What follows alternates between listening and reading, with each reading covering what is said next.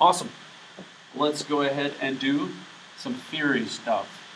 Notice in here is the argument, bx minus c. It's the thing going inside of sine. We take that angle and then we put it through the function of sine from the unit circle. So what we need to do is solve these two equations, and this is key. So go ahead and write key on that, please, because you're going to need to use this. When we set the argument equal to 0 and then to 2 pi, then we can set up two new things, new beginning and ending points. I'm going to do it over here. Yeah, this looks good. Let's go ahead and solve this first equation for x and see what happens with the b and c. This becomes bx equal to c, and x is equal to c over b. It's called the phase shift, and I'll talk about this a little bit more later. We call this the phase shift. And it is probably the hardest concept associated with transformations of trig functions. Awesome. Let's go ahead and do the next one. Notice the argument also has 2 pi.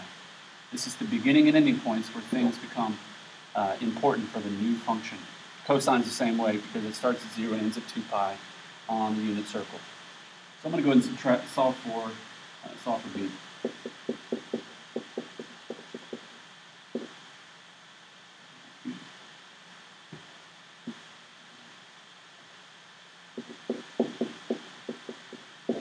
It's actually beneficial to go ahead and split apart your b's. Everything over there gets b. Now just a quick word about the theory here. Notice we have the ending point at 2 pi over b plus c over b, but the original value is c over b. Notice the ending value is 2 pi over b plus that. The beginning value and the ending value has 2 pi over b. In other words, 2 pi over b must be the period, which is what I threw at you earlier and we went ahead and used it. The period is 2 pi over b. Let's go ahead and use this. Now, as far as the phase shift is concerned, some people actually memorize it and use it. I think it's more beneficial to just set up your two equations and solve. It helps for getting tripped up on what is c and what is b and so forth. B is always the number multiplied by x, but c can be a little tricky. All right, let's go ahead and analyze the equation before we graph. In fact, let's come over to the side and say, always analyze first.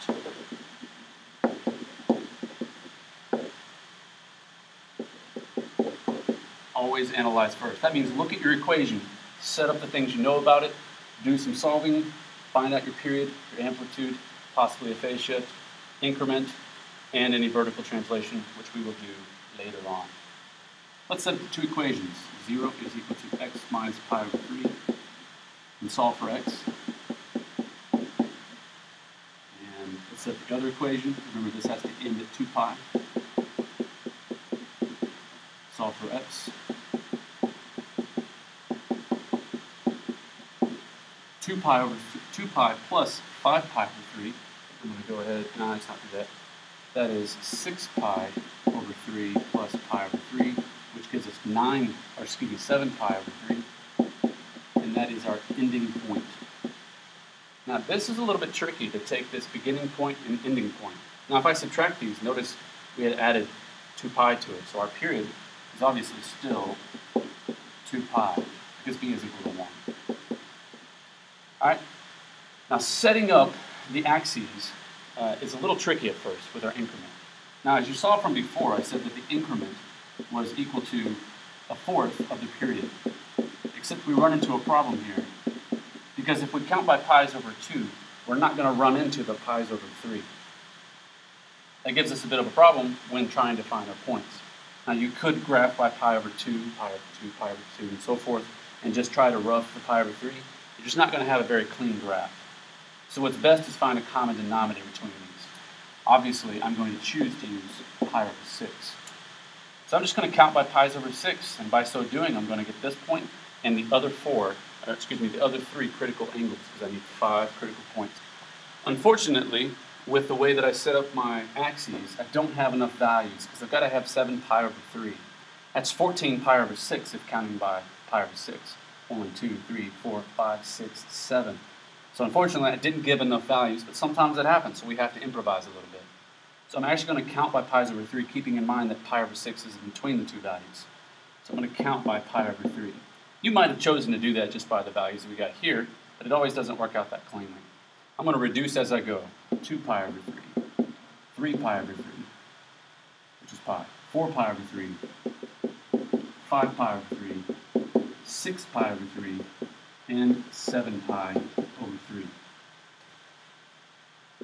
In fact, you can think of it as a unit circle starting off at 0 or shifting everything on the unit circle. It's like taking that positive x-axis and shifting it up pi over 3. We still have a period of 2 pi. Remember, this is sine. Sine starts and stops on the axis like this. So we can use that when plotting, keeping in mind our amplitude. Starts and stops on the axis. Now, it doesn't start at 0. It starts at pi over 3. Stops at 7 pi over 3. Halfway between these values, the nice thing about graphs is it's very organized. 1, 2, 3, 4, 5, 6. That means if I count over 3, I should be able to cross the axis, because remember it crosses the axis here. Halfway up, it hits the amplitude, which is 1/2, and halfway here, it hits the amplitude there. Switching colors to make it cleaner, and then I have my sine wave, just like that. Should go down a little bit like that. Okay, example number 5. Before graphing, make sure you analyze. Remember that the A is equal to the absolute value of -3, so it's 3. The negative, just like algebra graphs, make it flip over the x-axis, whatever that is. So cosine starts high. This one's going to start low and go up. Again, amplitude is 3. B is multiplied by the x. And this tells us something about the period. Period is 1, not in terms of pi, it's 1. That means on the graph, I need to have 1 on there. Now the C is a little bit trickier to work with, and knowing which way to go and all so forth. I think it's a lot easier if we just solve the two equations like I said from before. Oops. So 0 is equal to 2 pi x plus 4 pi. In fact, you should probably get some practice with this. So I'm going to stop the recording, pause the video, see if you get the same thing I do. You might need to pause the video again and check my work, but that's what I got. That means our interval for the first period is going to be from -1 or -2 to -1.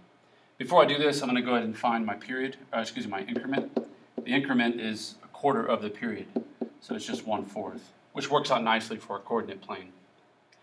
For the sake of making the graph look a little bigger without having to plot a lot of oscillations or periods, I'm going to count by fourths.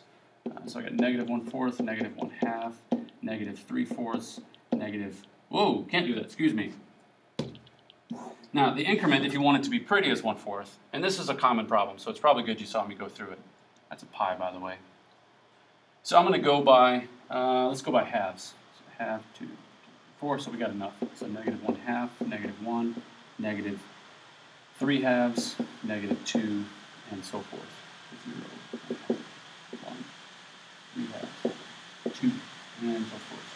Note that this is a cosine function. Cosine starts and stops on its amplitude. So I need to start and stop on its amplitude. Amplitude is 3. It's negative, which means it starts down at the bottom of 3. It starts down at 3 and it ends at 3. Notice the first oscillation or first period occurs between -2 and -1. Halfway between those values, it's up the value. And then it crosses the axis halfway between them. Let me just go ahead and plot. Whoa.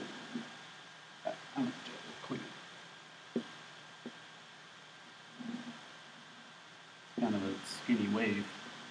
Not a very clean one, that's for sure. In fact, I'm going to go ahead and plot the rest of the points.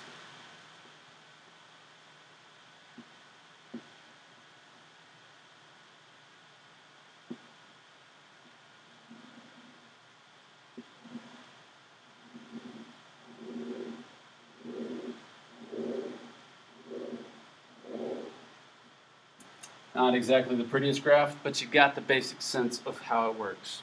Again, cannot emphasize this enough.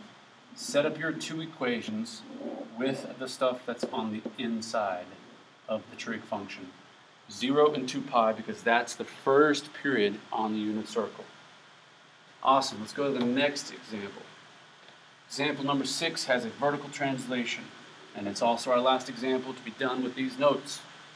Note, we have A, B, and something outside over here. Now, we've been plotting functions like this whole time. So whatever this output is, let's say it's this wave. this one right here, we're going to add a positive 2 value. That means we're going to take it. In fact, to be a little trickier with it, we're going to do this. So this is our graph. We're going to take this graph and shift it up 2 because we have a value of 2 here. Wherever that graph was, now it's up 2, wherever it's at. Enough talking about it. Let's go ahead and start our values. Our A is equal to 3, our B is equal to 2, which tells us that our period is equal to pi. Go ahead and find the increment. The increment is 1/4 of this, which is pi over 4. The argument isn't really complicated because it doesn't have any c values, so there's no need to set up the 2 equations. So let's go ahead and first say that b is equal to 2. That's pretty much all we need because we can count by pi's over 4, and we have a period of pi. We should be able to get all 5 critical values in 4 increments, and slide up 2. All right, the translation, the vertical translation of 2. Here's what I like to do. I start with this. In fact, I'm going to write this over here. Start with this. The reason is because this tells us our new axis. If this is our oscillating axis, it's going to shift up and become the new one. So instead of being at 0, now it's going to be at 2. And I like to draw a little dashed line, even though that's sloppy. Or should I clean that up? There, that's better. Remember that cosine starts and stops on its amplitude. But before we do that, let's go ahead and do our increment. I almost forgot. So we got pi's over 4. So I'm going to go by 0, pi over 4. Then we have pi over 2. Pi over 2, not 3. Pi over 4, 2 pi over 4, 3 pi over 4, and 4 pi over 4, which is pi. I'm going to avoid writing the rest just because I'm getting tired. Notice that cosine starts and stops on its amplitude. So it's going to start and stop at 3. Remember, cosine looks like this on its oscillating axis. The oscillating axis got moved up 2, so we just go up 3. Starts and stops on its axis. Now 3 down from this is this. Obviously the common mistake is somebody plotting -3. It's -1 because -1 plus 3 is 2. Whatever, you got it. All right, it's going to cross the oscillating axis at the values between it, so we can go ahead and plot it like this. And that is it. Yeah. Okay, that's it for that one. Okay, that's it for that one. Okay, that's it for that one. Okay, that's it for that one. Okay, that's it for that one. For that one. For that one. For that one. For that one. For that one. For that one. For that one. For that one.